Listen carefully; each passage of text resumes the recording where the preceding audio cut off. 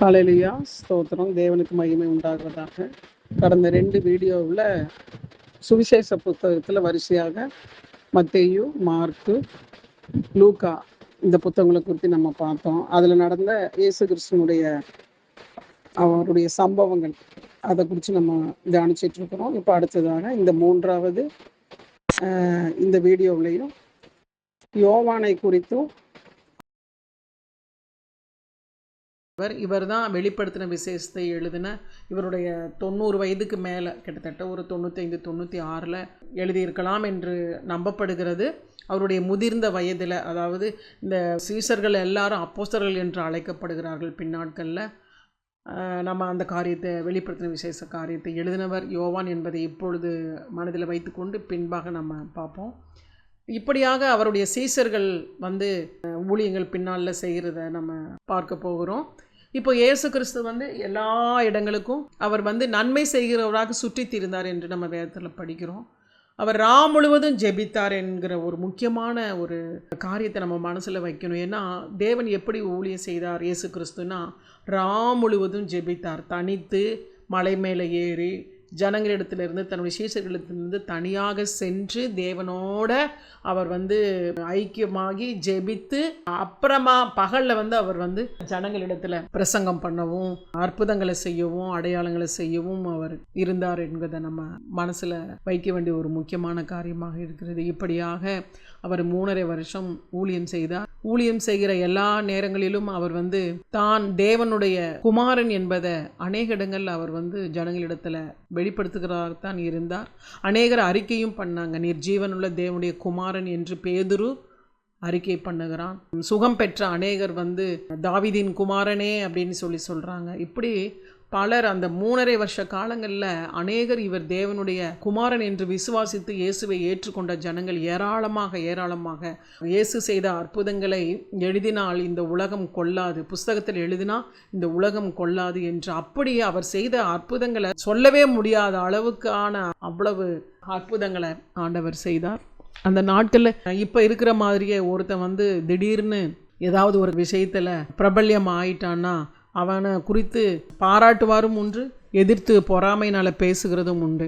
அந்த நாட்களில், இயேசு கிறிஸ்துவின் நாட்களில் அப்படிப்பட்ட காரியங்கள் இருந்தது. இவர் செய்த அற்புதங்கள், இவர் இவ்வளவாக பிரபல்யம் ஆகிறத பார்த்து அந்த பிரதான ஆசாரியனும் ஒரு சில யூதர்களும் இவரை குறித்து எரிச்சல் அடைந்தாங்க.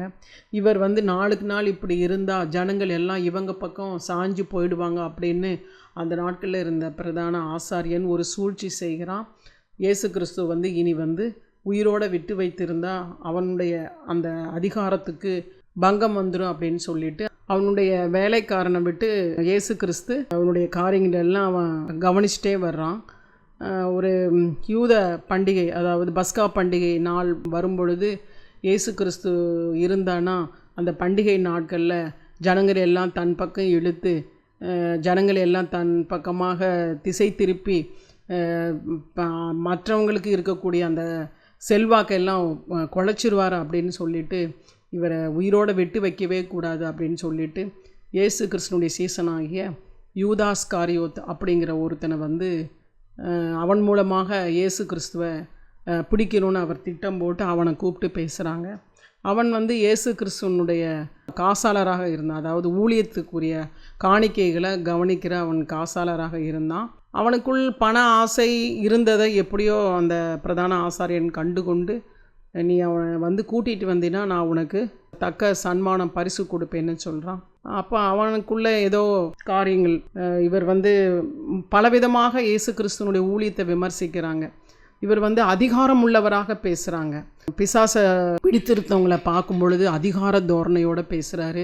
திமிர்வாதக்காரனை சுகமாக்குற அந்த நிகழ்ச்சியில் உன் பாவங்கள் உனக்கு மன்னிக்கப்பட்டது அப்படின்னு சொல்லி பார்க்குறது. அந்த நிக்கதோமோ அப்படிங்கிற ஒரு ஆசாரிய அவன் பார்த்துட்டு போய் இந்த பிரதான ஆசாரியன் சொல்லும் பொழுது எல்லாரும் குழம்புகிறாங்க. தேவ தூசணம் சொல்லுகிறபடி இயேசு கிறிஸ்து பல காரியங்களை சொல்கிறதுனால அவங்கள நிறைய டைம் கல்லெறிந்து கொல்லுவதற்காகத்தான் எல்லாரும் முயற்சி செய்கிறாங்க. ஆனாலும் அவர் தேவனுடைய குமாரன் இல்லையா, அவர் மரணத்தை எந்த நேரத்தில் அவர் தீர்மானம் பண்ணியிருக்கிறாரோ அந்த நேரத்தில் தானே நடக்கும். அதனால அவர் தப்பி விலகி போயிடுறார். அதனால இவரை ஒரு திட்டம், வஞ்சகமாக இவரை பிடிக்கணும்னு சொல்லி தான் பிரதான ஆசாரியன் வேலைக்காரனை அனுப்பி யூதாஸ் காரியத்து மூலமாக அவரை பிடிக்கும்படியாக, ஏன்னா கர்த்தருடைய வேலை, அவர் எந்த நேரத்தில் எந்த நாளில் அவர் சிலுவையில் மரணத்தை ஏற்றுக்கொள்ளுமோ அந்த நாள் வரும் வரையில் அவர் ஊழியம் செய்தார். கடைசியில் அவர் அந்த பஸ்கா பண்டிகைக்கு வர்றதுக்கு அந்த எருசலேமில் என்ட்ரி ஆகிறாரு. நுழையும் பொழுது அவர் ஒரு கழுதை குட்டியின் மேலே, அதெல்லாம் நம்ம டீப்பாக படித்தோன்னா நிறைய காரியங்கள் சொல்ல வேண்டி இருக்கும். அந்த கழுதை மேலே ஏறி அவர் பவனி வருகிறார். அப்பொழுது ஜனங்கள் எல்லாம் ஓசன்னா ஓசன்னா அப்படின்னு சொல்லி ஆர்ப்பரிக்கிறாங்க. அப்போது பிரதான ஆசாரியனுடைய வேலைக்காரன் மூலியமாக யூதாஸ் காரியத்துக்கு சொல்லப்பட்டு அந்த நாள் திட்டம் பண்ணப்பட்ட நாள், அதாவது இயேசு கிறிஸ்து வெள்ளிக்கிழமை சிலுவையில் அறையப்படுறாருன்னா அதுக்கு முதல் நாள் வியாழக்கிழமை கெத்சமனே அப்படிங்கிற தோட்டத்தில் போய் அவர் எப்பொழுதும் போல் தன்னோடு நெருக்கமாக இருக்கிற பேதுரு, யோவான் இவர்களோடு சேர்ந்து ஜெபிக்க போகிறாரு. அப்போ அவருக்கு தான் மறுநாள் சிலுவையில் போகிற காரியங்கள் எல்லாம் தேவனால் அவருக்கு தெரிவிக்கப்பட்டிருக்கும் இல்லையா. அப்போ அவர் ரொம்ப வியாகுலப்பட்டு இரத்த வேர்வை சிந்தும்படியாக அவர் ஜெபிக்கிறாரு. அப்போ யோவானும் பேதுரும் 1 மணி நேரம் விழித்திருந்து ஜெபிக்கக்கூடாதான்னு 2 முறை கேட்குறாரு. ஆனாலும் அவங்க அயர்ந்து தூங்கிடுறாங்க. தூங்குகிற வேலையில் யூதாஸ் காரியத்து இயேசு கிறிஸ்துவை முத்தத்தினால் காட்டி கொடுத்து இயேசு கிறிஸ்துவை பிடிச்சிட்டு போயிடுறாங்க. அந்த நேரத்தில் அவர் பிரதான ஆசாரியனிடம் கொண்டு போகப்படுகிறார், ஏரோதினிடம் கொண்டு போகப்படுகிறார்.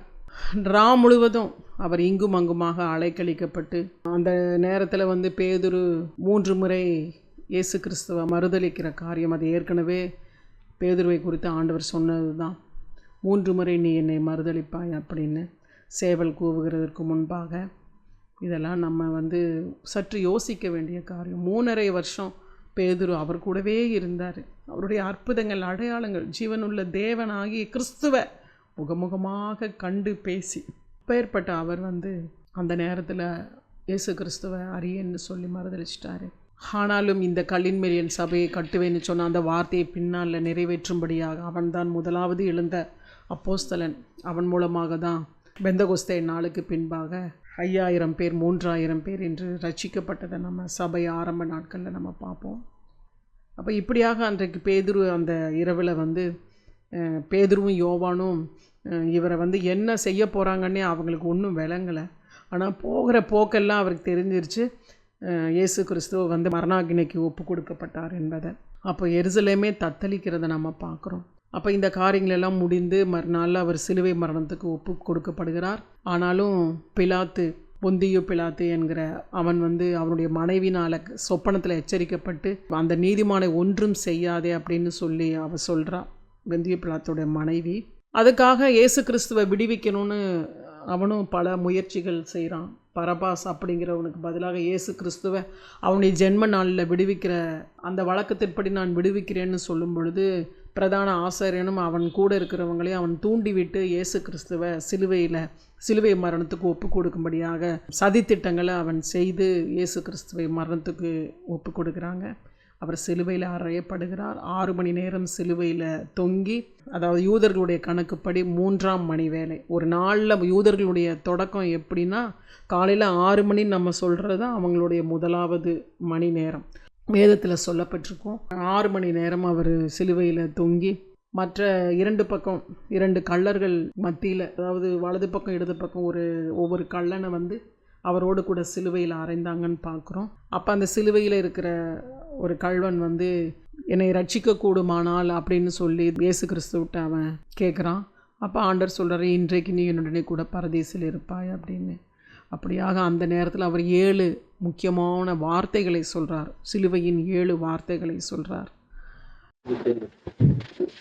இதுவரை நம்ம இயேசு கிறிஸ்துவனுடைய அவருடைய வாழ்க்கையில் நடந்த சம்பவங்களை தொடர்ச்சியாக பார்த்துக்கிட்டே வரோம். இப்போ கெத்செமனே தோட்டத்துக்கு அப்புறம் அவர் சிலுவையில் மரணத்துக்கு ஒப்பு கொடுத்த அந்த நிகழ்ச்சி வரைக்கும் நம்ம சிலுவையில் சொன்ன 7 வார்த்தைகளுடைய காரியத்தோடு இந்த வீடியோ நம்ம முடிக்க போகிறோம். தொடர்ந்து அதற்கப்புறம் என்ன நடந்தது அப்படிங்கிற காரியத்தை அடுத்த வீடியோவில் நம்ம பார்க்க இருக்கிறோம். கர்த்தர் இந்த வீடியோவை ஆசீர்வதித்து கொடுத்ததுக்காக தேவனுக்கு நான் நன்றி செலுத்துகிறேன். இது உங்களுக்கு பிரயோஜனமாக இருக்கிற பட்சத்தில் நீங்கள் தொடர்ந்து இந்த சேனலை சப்ஸ்கிரைப் செய்து கொள்ளுங்க.